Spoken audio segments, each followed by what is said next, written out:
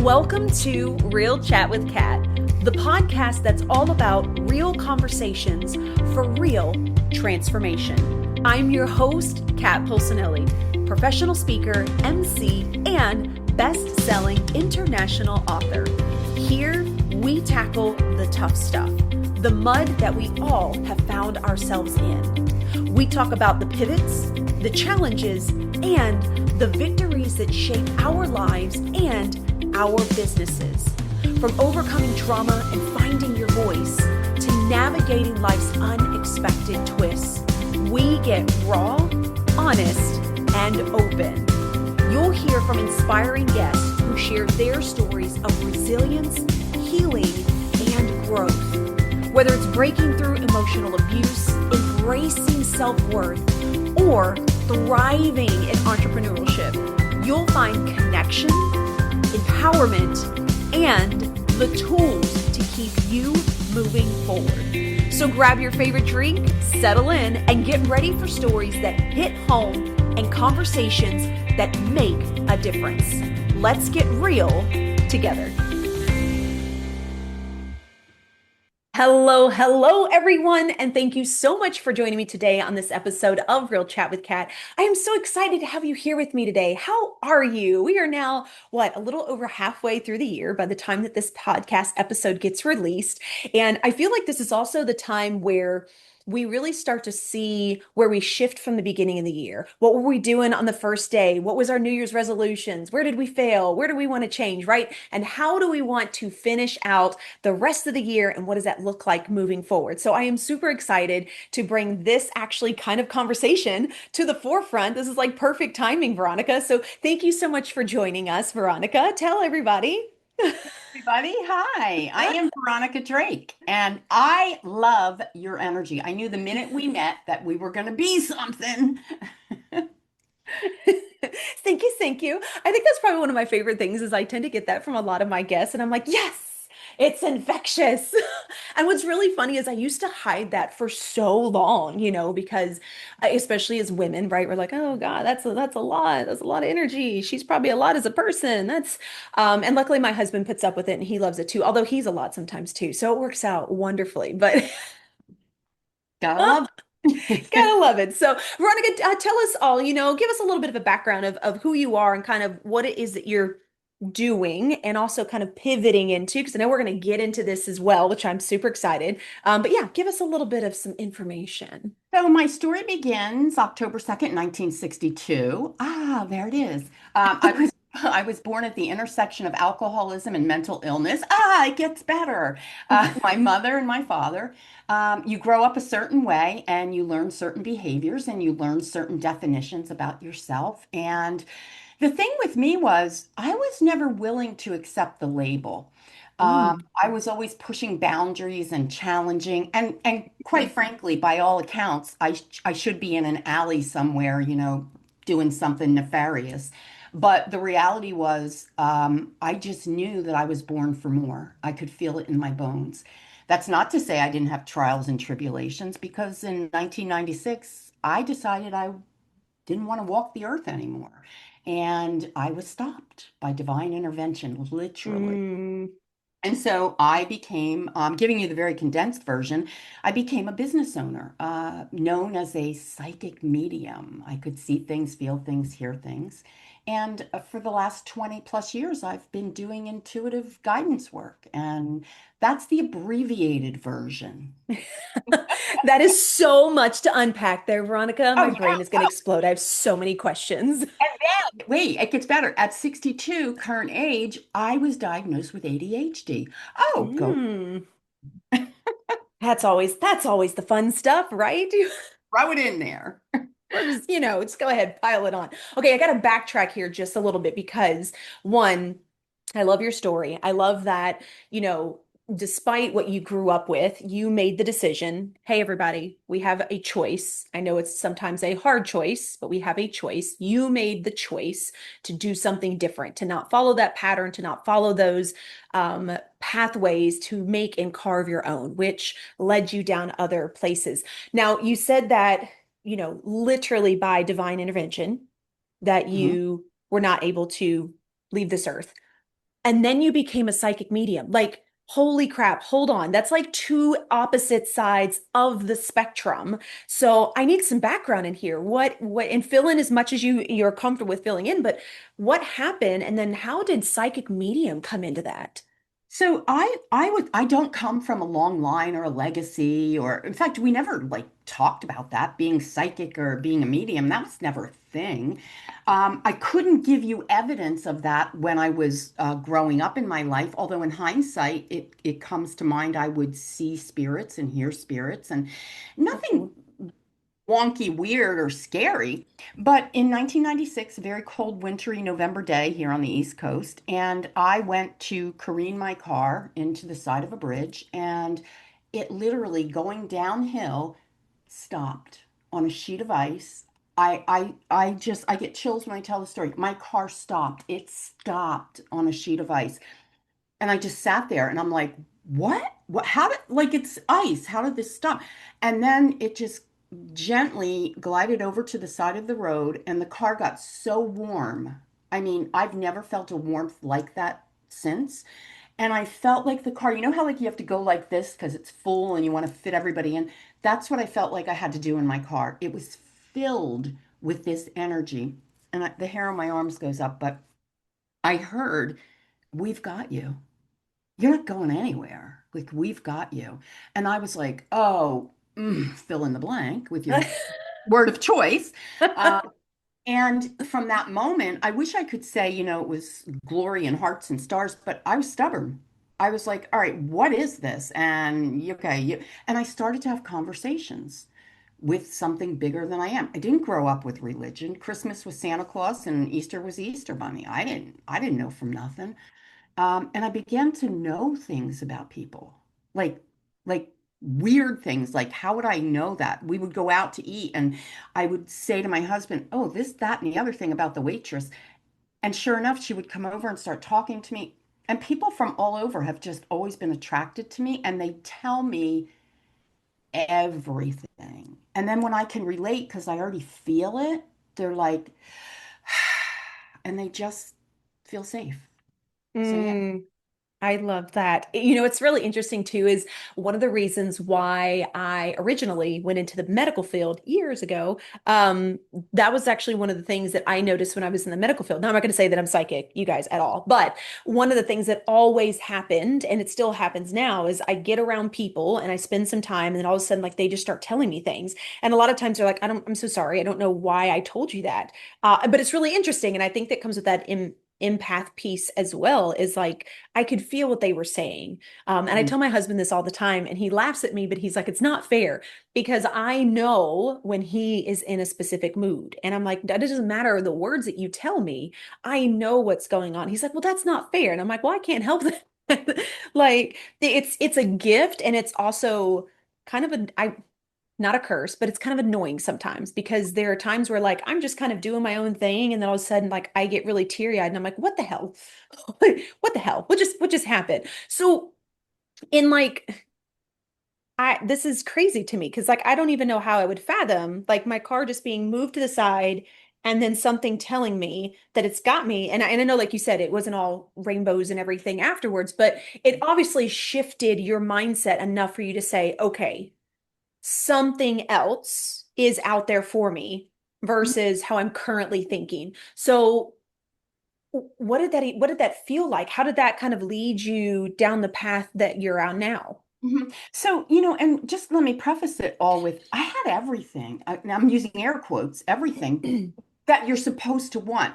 Mm, 2.5 kids, they were healthy. I had the great husband. I had, the great job. Everything was good. But I had made some choices based on what I learned to self-sabotage. I had heard a lot of people made some not so nice choices. I wasn't a very nice person, both to myself and to others.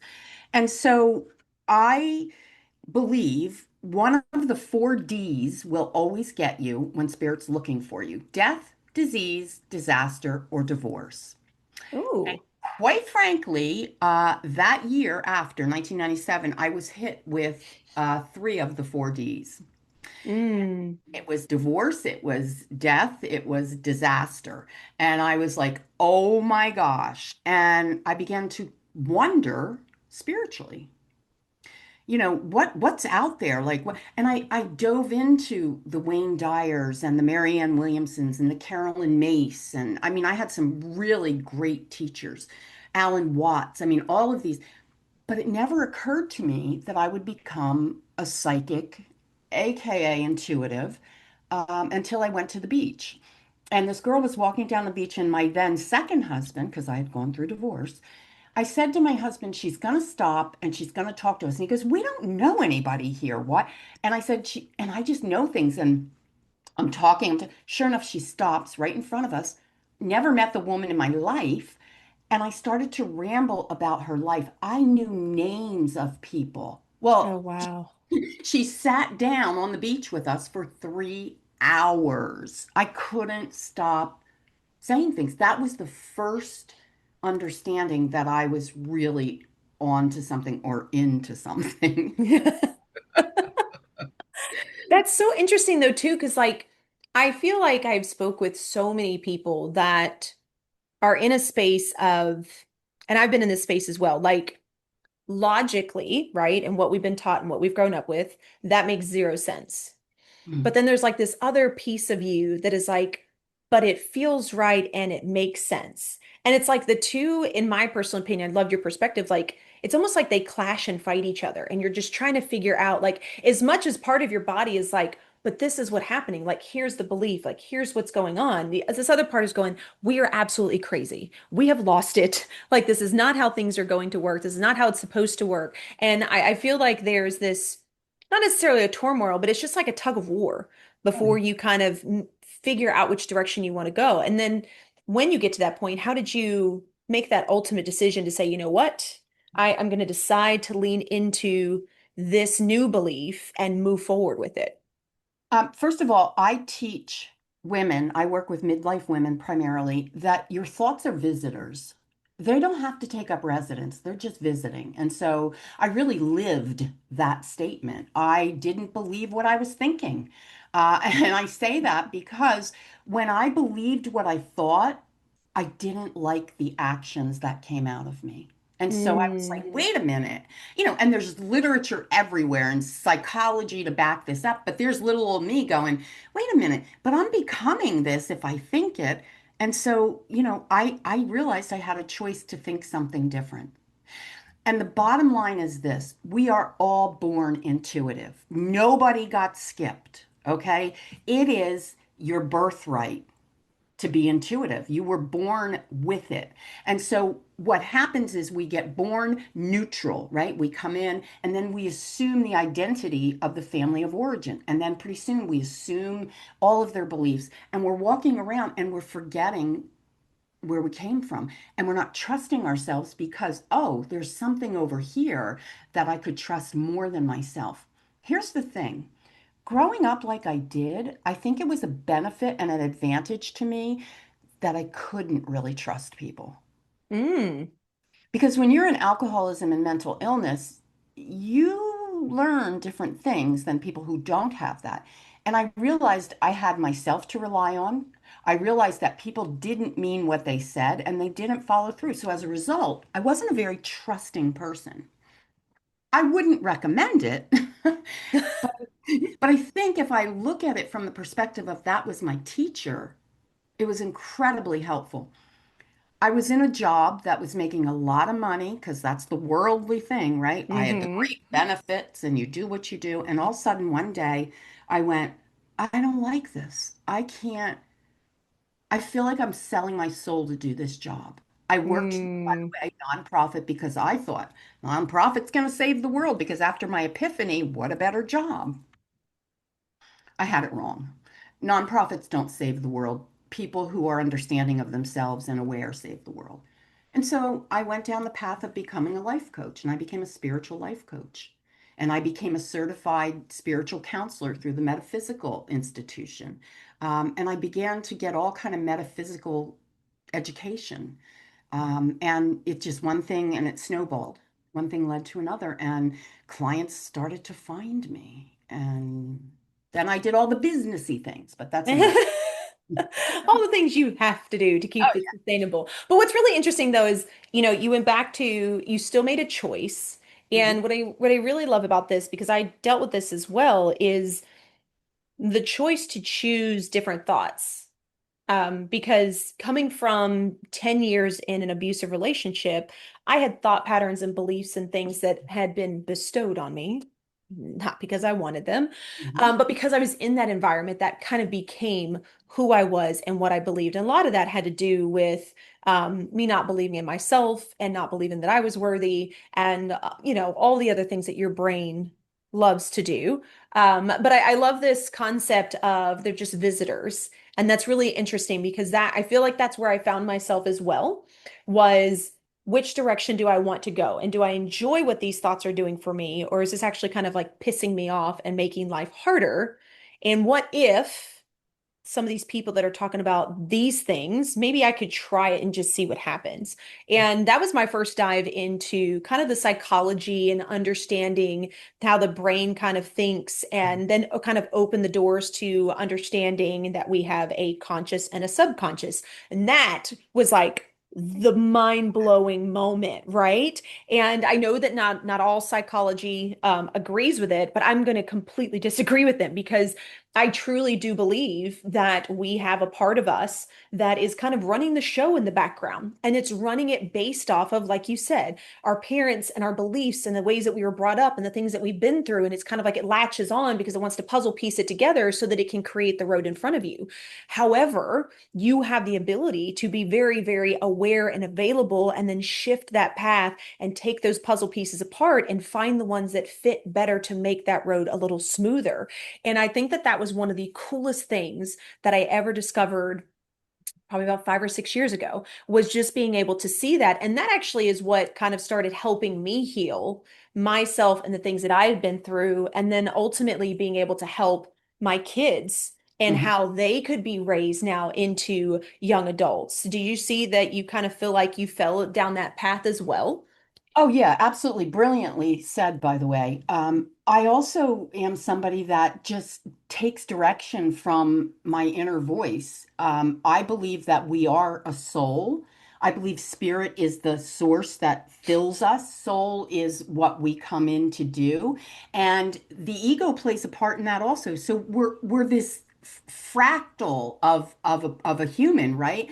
But I liken it to this. Look through a kaleidoscope and you turn the wheel, and it's like all those beautiful movements. To deny any one of pieces, any piece of yourself is to deny the whole.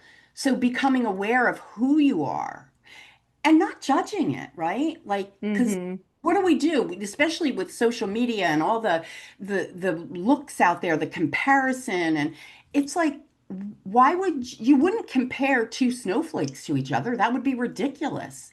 We're parts of nature. Don't compare yourself to anyone. It just won't make sense ever. I love this too because that was one of the things that I really feel like I had to work on was this judgment piece. And what I found very fascinating from a podcast guest I had a while back is they said, when you think about the way that you judge other people and things around you, look at yourself because more than likely you are judging yourself the same way. You just don't recognize it. And I thought, oh my gosh. I think I'm doing that. And I remember after that, like every time I had some type of judgmental thought, I was like, do I think that about myself? Do I feel that way? Do I decide not to dress that way? Because it just, all these things. And it's really interesting to have these different perspectives that kind of populate and allow you to ultimately, in my personal opinion, have the type of control that we're all wishing that we had. Mhm. And this becomes the control that we're seeking. And I think that it goes back to like where you were talking about when we first start out, which is we start neutral. And so that to me is how I try to see the world and situations is in a space of neutrality, in a space of how can we be curious? How can we understand? What are the labels and the things that are behind that? And then we kind of get to see more of the picture versus what we're all trained to do, which is within like 2.5 seconds, right? We're like, oh, okay, I've already made a decision. I don't like this person. This is what's going on. It's like, no, no, no, no, no, no. You have a fraction of what is going on in an entire scenario, in an entire world of something, and you're trying to make a judgment and a call and a decision based off of that. Well, that's not fair, but that's how we've been taught to be, right? And I think that that has been one of the more interesting pieces of something I really love to play around with on a regular basis is when I find myself doing that. And I'm like, okay, wait. Okay, so I have a part of the story. What is going on here? What could be potentially going on there? And I find myself in the space of being able to let go a lot easier, Oh, which yeah. was very hard for a really long time. I remember being that person that would drag something on for days and weeks and months. I don't know anybody that's listening if you've ever done this, Veronica, if you've ever done this, you have like that really nitty-gritty conversation with someone, you're so irritated and fired up. So like you continue the conversation in your head as if you were talking to them, even though the battle's over with and like nothing you're saying actually means anything. But for whatever reason, it's supposed to make you feel better. Like it takes so much energy and so much joy from you. And the first time I caught myself doing that, I was like, why am I doing this? Mhm. Why am I expelling so much of my time focused on something that's already occurred? They're not going to say that. I don't know what they'd ever say to it. I'm not going to follow up with them like, what is the point of this? Well, we live in a world where we need closure, the big C word, Hmm. right? And here's the thing, that to me, that's drama. That's living in drama Yeah. and victimhood, and it's the perpetuating of it. And listen, God knows I loathe the victim. I played one for 35 years. I can sniff a victim out like nobody's business. Seriously, here's the thing. It's easy to fall into victim mentality. Like, why did they say that to me? And here's what I know, and I know this to my bones, and I will take this to the grave with me. Nothing happens to you, it will happen for you. The minute you personalize something someone says, you got to go back to start and you've got to start over because trust me, it's not to be personalized.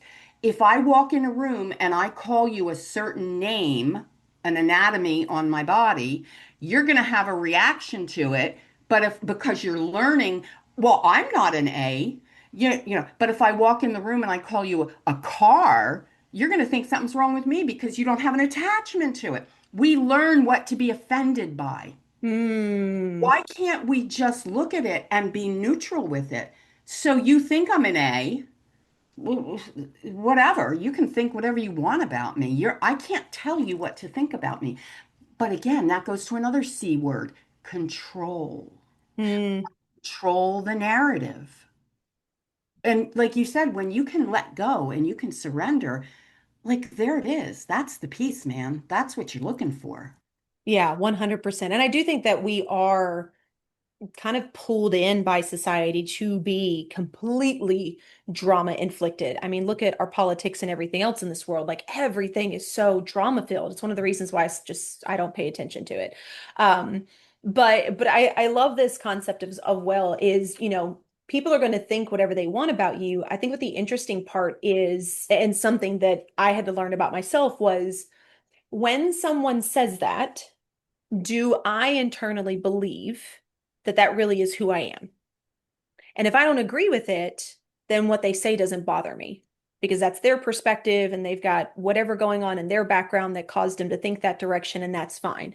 And that was one of the ways that I used to kind of separate myself from feeling bad when someone would say something about me or call me something or, try to be like, oh, well, you didn't do this and this and this. If I knew that I did everything that I planned to do, right? Which means you have to have strong boundaries. You have to have a strong self worth and know who you are as a person. It made it a lot easier to detach from those things when people say stuff. Because I'm like, no, I know that I did that, or no, I know I didn't mean it that way. So I'm sorry that you took it that way, but I can't do anything about that. We can talk about it. And if you choose not to, well, then that's on you. But I'm not gonna take your burden and add it to my plate and then walk around with it. And I think that's what a lot of us do. And I did that for I, years. I agree. Yep. Well, it's nice. Like you don't want to call people out. You don't want to disagree with anybody. Like, good girls do this and good girls do that. And I also think that, the way through life is by the lens of awareness. And what you're talking about is knowing yourself. And I work with a lot of midlife women. We get to a certain point in life and we're like, who am I? And I will tell you the best place to start, if you are really truly not sure who you are, you have got to go define your top 5 values.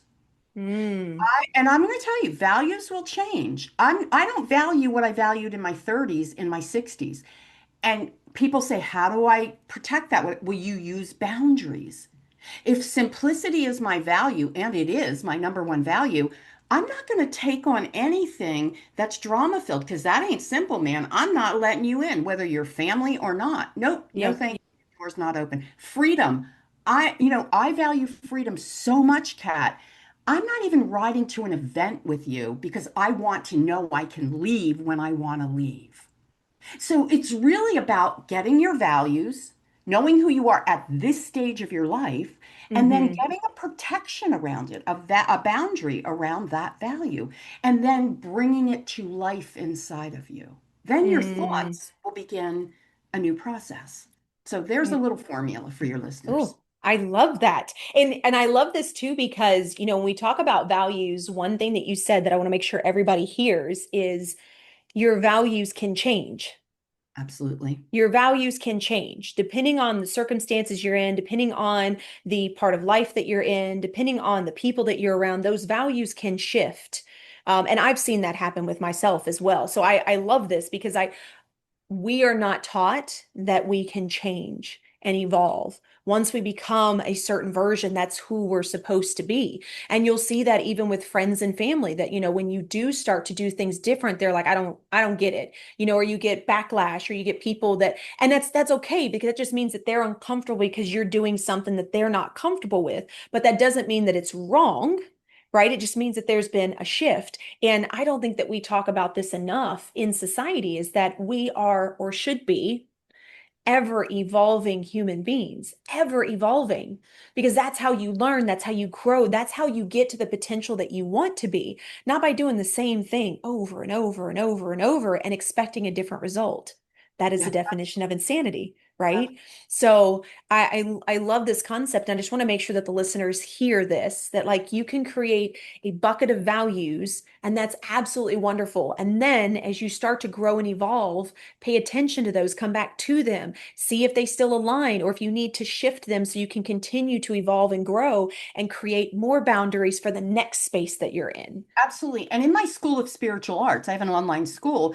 We reevaluate our values every year, the beginning of the year. Like, okay, so these were my values for 2025. Who am I in 2026? Well, okay, I love this part about me, and I realized I learned this, but here's, because people do what are vision boards, and they do, Mm-hmm.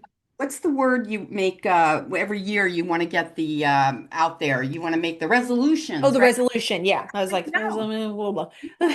No, we're going to make being boards. Who do I want to be in Ooh. right? So what do you do? You look at the values that you had in 2025. You look at them. What do I love? What's the next variation of this value? How can it go deeper? And we pin it on our boards and we're being it, which is AKA the law of attraction. So it's very simple. I'm all about simple. And I teach spiritual dupes, meaning I take the big fancy stuff and I make it really practical, really simple.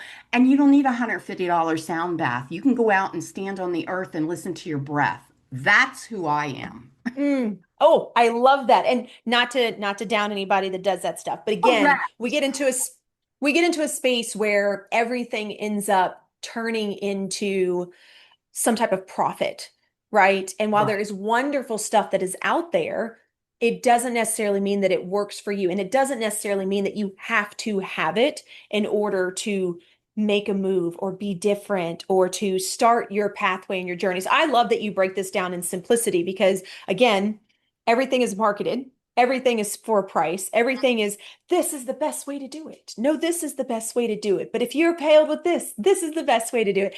And we all get drug into it, right? It's just part of how it is. So let me ask you this, when you say you break it down super simple, how do people start to figure out what works for them? How do we start going down that path? So I work with nature. I work with the elements. There's earth, there's air, there's fire, and there's water. I have a free assessment on my site. You might say to me, "Oh, I resonate with the earth." And that's cool, and you totally might. The minute of the energy you're in when you take that assessment, that's the exact place you want to be right now to start your journey. Get out your little journal or however you do it and make note. Here's what I found on July 24th at 10 p.m. or whatever, and write it down and become that person in that moment. So the elements is Mm. where I start. Because listen, everything we need is in nature, and everything we need is in this body.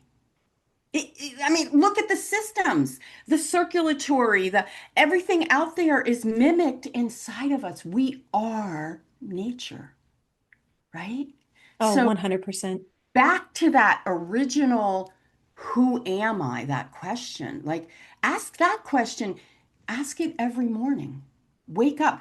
When's the last time you really thought, who am I? Usually we think, who am I, when we're in introspective, deep thought. But what if you woke up in the morning and you asked, who am I today? And then it became a choice based on your values. Mm.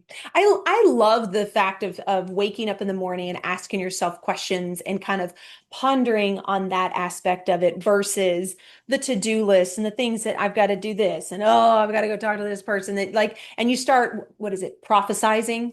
You start building the future before it's even started, which I am totally guilty of. Totally guilty of. So I'm not saying I'm not putting out there that I'm perfect whatsoever. I used to do that so hardcore. And now if I find myself waking up and I know I have a lot of things that need to be done and my brain starts spiraling in that direction, I immediately stop and I'm like, nope, nope, we're not doing that. We are not doing that. Where is the good in it today? And I try to shift the focus back to it because it's just like you say. And I know that, for some, this might not make sense, but the way that you do think about things, especially when you wake up first thing in the morning, really does affect how you see things for the rest of the day. So they say, what you think about is what you perceive. Boy, is that like the ultimate truth? Because the brain, neurologically, if we want to get very scientific, literally does not like to be wrong. So it's going to search for whatever it is to prove that direction. Like there's no woo-woo or anything behind that. There's literally scientific fact that the brain is like, oh, we're going to have a really crappy day and this is going to happen and this person is probably going to be a jerk. Let's go find it. And it searches for that, which is mind blowing to me when I think about that. So the importance of our thoughts and being able to redirect them, I think, is something that starting with first thing in the morning and before you go to bed is super beneficial to be able to do. You will always find evidence for what you believe. It's just the way we're wired, right? If you Yeah. look for evidence that the world is good, you will find evidence that the world is good, right? And one of the things I teach my clients also is you can't run away. Some people run away in a bottle, some people run away in shopping addiction, some people run away in relationships. Because here's the thing, everywhere you go, there you are. You're Mm-hmm. taking that version of yourself. And so self-work, inner work, it's key, it's pivotal at this time in our life. If we're talking about the world we live in is so fill in the blank, I promise you what you fill in that blank with is what your personal world is like. Mm, Guaranteed. Guaranteed. yep. Yeah. Yeah. So let me ask this, when we talk about psychic abilities and being intuitive and I know that your focus is a lot with middle-aged women. For people in general, I know that we all find ourselves in a space where we're like, I don't know who I am. I don't know the direction that I'm supposed to go. I feel like maybe I've heard some things before. What would be some suggestions or what has helped you moving through this path to become closer with your own intuitiveness and your own, like being able to not only hear what your body is saying, but also being able to move forward with the belief of it. Mhm. If that makes So, sense. so there's a word that turns people off, and I say it, and now I'm getting a dupe for it. Meditation. Dun You dun throw, dun. you throw the M word out there, and people are like, can't meditate. I can't shut my mind off. I can't. Right. And so here's the thing, like, you can do it because meditation is not about emptying your mind of thoughts. Because guess what? You ain't ever going to do that. The mind is meant to think. The reality of meditation is like you're sitting on the riverbank, your thoughts are coming down and they're going and they're going, and you're going, oh, here I go, I'll go with my thought. The reality is, boom, you got to come back. You can't. You've got to say, oh, there I go. I'm off track. And you've got to bring yourself back to that spot on the riverbank. That's meditation. Get a word you love. I'm looking right up here and I see the word trust. I'll look at the word trust and I'll sit here and I'll just focus on trust. I'm not setting out with the intention of meditation. I'm just going to focus on trust. And inevitably, I told you my furniture's coming. Did you put the wash in the dryer? Do you have to get like it's going to come in? It's going to happen. Hmm. But you keep coming back to that word. I call it your either your Star or your Pole Star. Find your anchor and then keep coming back to it. It's simple. Hmm. Yeah. You know what's really funny too is when I first heard the word meditation, I was like, oh, I've always wanted to try it. And then we have this concept of, okay, so we're supposed to shut everything out and everything's supposed to be quiet. And I remember the first few times I tried, I was like, oh my God, shut up. Like it won't stop. This is ridiculous. This is so stupid. Who does this? And then I was listening to there is a lady on Instagram. She's known as the holistic psychologist. She's like one of my favorite people to follow. She does a lot of um, breakdowns on childhood trauma and things like that, and how we grow up as adults and how it affects us now. And one of the things that she was talking about was bringing back to center. And so, what she does to help bring herself back to center, she focuses on the five senses. And so, what she'll do is for like 5 minutes, is she'll be like, okay, what do I taste? And focus on that, name them out, right? What do I see? Focus it out, name it all out. And she just kind of goes through that. And what that did for her was she said it helps her kind of like come back down to present and center and then move on with her day. And I was like, that is so cool. So I started kind of trying it and I was like, ooh, this is really neat. And so then I was like, what if I could use that when I meditate? What if I decided to go sit in the backyard because that's where you're going to get all of your senses, right? And I'm going to close my eyes and then I'm just going to focus on each one. And I'm going to label off at least five things from each sense. And then we're going to walk into that. I will tell you, that was one of the coolest things to be able to do. And my brain loves to like hyper focus on something. So when I would say, okay, well, what do I hear? I'd be like, oh, I hear a bird over here. And I think I heard a car that was there. Was that from behind me? So it was like I kind of focused so much on that one sense that by the time I got to all five of them, if I made it to all five, all of a sudden I'd realized that I had been sitting in that posture for 15, 20 minutes. And I can't tell you what went through my head. It's one of the coolest experiences. And then when you get done, it's like, it's empty, but in like the best way possible. It's kind of almost like indescribable, right? Like Yeah. because there's nothing really to describe. Like it's, yeah, yeah, yeah. It's crazy. It's everything that everybody always wants to experience, but you don't know how to experience. And then when it happens, you're like, wow. Okay, that was kind of cool. And then you get to choose like, okay, what do I want the first thought to be for the direction that I want to go? It's undescribable. It's one of the coolest things. So if there's anybody that's like, I'm a very visual person, so I pick up on things like that. Mhm. That was one of the best ways, and I still do it to this day when I do meditations. If I'm really wanted to be like deep in, like I am so tired of everything else around me, that is one of the things that I will go and do to be able to kind of hyper focus on that moment and that instance. And I love being able to pick a word. I feel like I've had somebody else tell me that as well. Like they picked a word and that's what they envisioned the whole time. And it's really neat to see the way that time passes by. Oh yeah. You feel like you literally were sitting there for like 5 minutes, and I'm like, holy crap, that was 20 minutes? That's awesome. It's one of the coolest feelings. So I love that you come back to meditation because I do. I think that we need to come back to center, whatever that looks like for us in that moment. There are sometimes for me that I will go take a walk, especially if I can go take a hike. And let me tell you, my shoes are off within a matter of seconds, and I'm the one that's walking in the water. Always, every single time, and there's something about that that is so calming, and it's just like it drowns everything else out. It's one of the neatest feelings to be able to describe. So if you can find those things that that when you're doing it, when you're being close to nature, or when you're focusing on your meditation, that like it brings you that sense of peace, boy, act on it and like make that a part of your daily routine, or for when you're having those really hard times, because you're going to be able to come back to that feeling. Oh, totally. And that's why I created the element assessment. Go find your element. It comes with a whole little workbook and explains little things to you about how to use your element. That was divinely given to me. I mean, everything I do, everything I teach, that's why my teaching is not cookie cutter. There's nothing traditional about what I teach in my School of Spiritual Arts. It's all given to me. And Mhm. I just know that we're all here for something bigger. And I'm really proud to be leading the way in this new way of being in the world.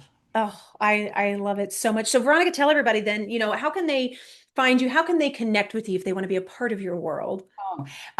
Stay tuned because the Back Porch Prophet is coming, where you can hang on the back porch with So me. excited. I call it a little bit of side-eye sass. When something comes up that I don't agree with spiritually, I'll be putting that out too. In the meantime, until we get that up and running, you can go to veronicadrake.com, download your free element assessment, find out your sacred element, and then begin working with it.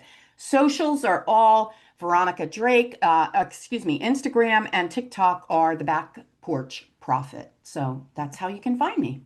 Love it. Veronica, do you have any last words or sayings or anything you would like to leave the audience with today? Understand that you define your worth. And it's not in Mm. dollar amounts, honey. It's not in dollars.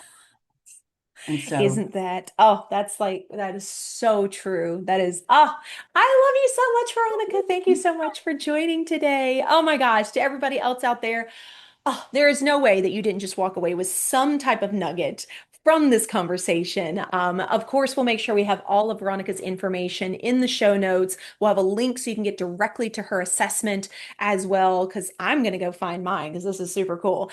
And I hope this gives you a moment, especially like I said, I know we're halfway through the year and this is the time where we start to reflect and we want to look and pay attention to the directions that we want to go. Maybe it's time that we don't necessarily look at all of the materialistic things of um, the outside world joys that we're supposed to want, but like, what do you want inward?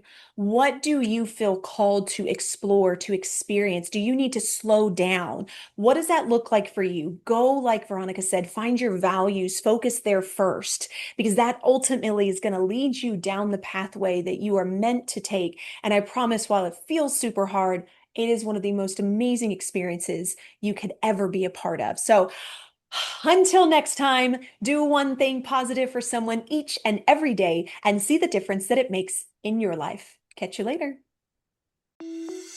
Thank you so much for tuning in to Real Chat with Kat today, where real stories meet real solutions. If you loved today's episode, don't forget to subscribe, leave us a review on Apple, and share this with someone who may also need to hear this as well. Let's also keep the conversation going. Follow me on socials at The Lotus Effect, connect with our incredible guests, and remember, you are never alone. Your story matters, and you have the ability and the power to rewrite it. You always have a choice. Until next time, stay strong, stay inspired, and keep showing up as the incredible, unstoppable